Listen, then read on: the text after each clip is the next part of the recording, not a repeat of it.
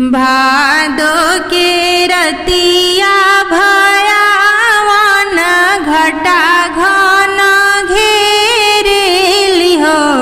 ललना चम चम चमके बिजुरिया डगर नाही सूझेला हो।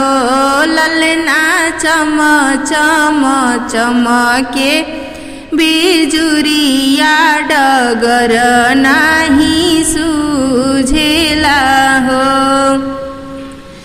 आधी रात बीतले पहरे रात कृष्ण जन्म लेले कृष्ण जन्म लेले हो। ललना खुल गईले जेल के कमड़िया पहरदार सब सुती गईले हो। ललना खुल गईले जेल के केवड़िया त लोग सब सुती गईले हो। सूप में से गुड़ लाट कैली त जमुना में डालिले हो। ललना जमुना के जल थोड़ा भइले त पार उतरी गईनी हो।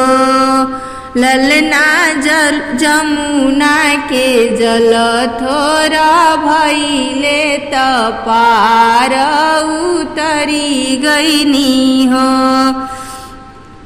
पहुँचले जमुना पहुँचिले गोकुल नगरिया त नंद के भवनवा त नंद के भवनवान हो।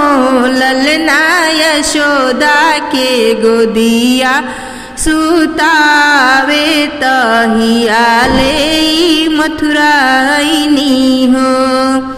ललना यशोदा के गोदिया सुतावे त मन थोड़ा मथुराइनी हो। जन्मे है कृष्ण कन्हैया गोकुल में बाजे बधैया हो। जन्मे है कृष्ण कन्हैया गोकुल में बाजे बधैया हो। देवकी के जन्मे कृष्ण कन्हैया जन्मे है कृष्ण कन्हैया गोकुल में बाजे बधैया हो। नंद मगन मन मोतिया लुटावे रानी यशोमती झूलना झुलावे। देखो बाज रही घर घर बधैया गोकुल में बाजे बधैया हो। अरे जन्मे है कृष्ण कन्हैया गोकुल में बाजे बधैया हो। सुंदर मन हरे रूप सलोना कृष्ण की छवि में है जादू टोना। देखो बलराम के है भैया गोकुल में बाजे बधैया हो। अरे जन्मे है कृष्ण कन्हैया गोकुल में बाजे बधैया हो। गैया बछड़ुआए खूबे कुलाचे गोपी ग्वाल मन होई नाचे। देखो घर घर में ताता थैया गोकुल में बाजे बधैया हो। जन्मे है कृष्ण कन्हैया गोकुल में बाजे बधैया हो। नंद घरे बाजत बधाई आया सोदा घरे सोहरे हो। ललना जन्मे है कृष्ण कन्हैया तीनहु कुल तारन हो। ललना जन्मे है कृष्ण कन्हैया तीनहु कुल तारन हो। बोलहु नगर के डगरी नरिया कटावहु हो। ललना ले आओ सोन के कठवती त कान्हा के नहवावहु हो। ललना ले आव सोन के कठवती त कान्हा के नहवावहु हो। ले आव बांस के सुपवा कन्हैया निहु छावहु हो। ललना ले आओ पियर पीताम्बर कन्हैया के पहिनावहु हो। ललना ले आओ पियर पीताम्बर कन्हैया के पहिनावहु हो। कन्हैया के पहिनावहु हो। कान्हा के पाँव पाए जनिया त बड़ा निक लागेला हो।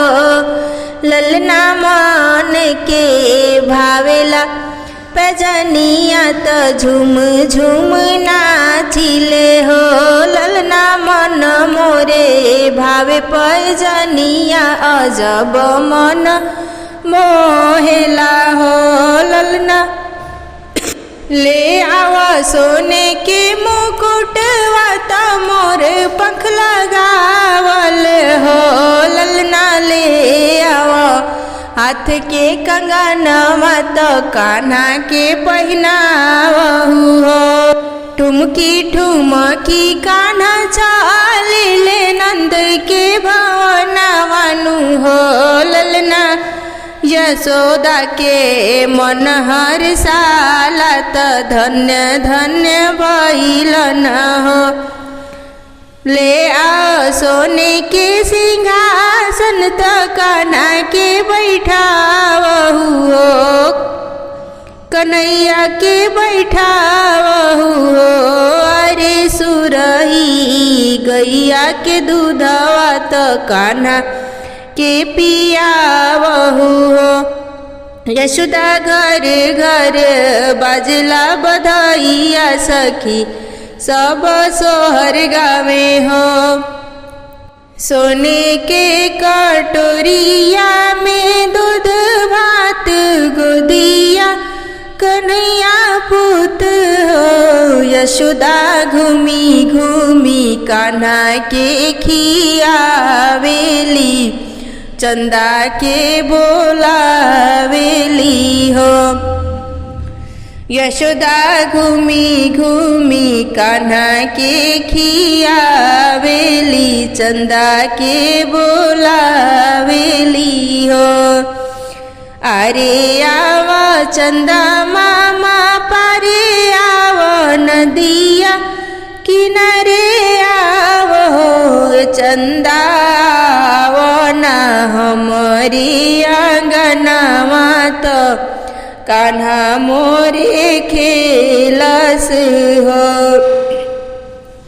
सोने के थरियावा मंगाई देबो जलवा भराई देबो चंदाया वना हमारे आंगनवा कन्हैया मोरे खेलस हो।